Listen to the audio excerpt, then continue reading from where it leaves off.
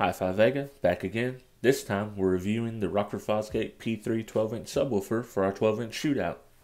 So in this video I'm just going to hit you with the scores right up front, and as I'm doing that I will talk about my notes I had for each category, and then at the end I've included a nice selection of tracks so you guys can hear what the sub actually sounded like.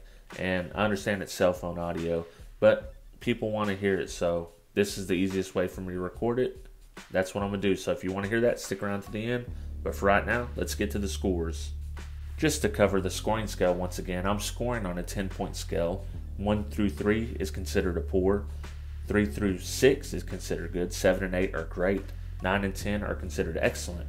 Now, a score of 10 would be something that I consider a masterpiece. So you really got to be up there to get a score of 10.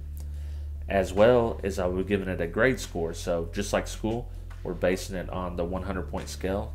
90 through 100 would be A, 80 through 90 would be B, and so on. Starting with output, it scored 8 of 10. The output was great, running at 2 ohms, 600 watts. It took everything I could throw at it. It performed well in the higher bass notes, but more importantly, it performed well in the lower bass notes, somewhere where the Infinity came up short. So on the SQ, it scored a 7.5 of 10. And this is actually where the Rockford kind of surprised me. I wasn't expecting this good of a sound quality, and it really only fell short on one track, the Ice Ice Baby dubstep remix, where it got a little sloppy. Otherwise, it would have been exactly on par with the Infinity.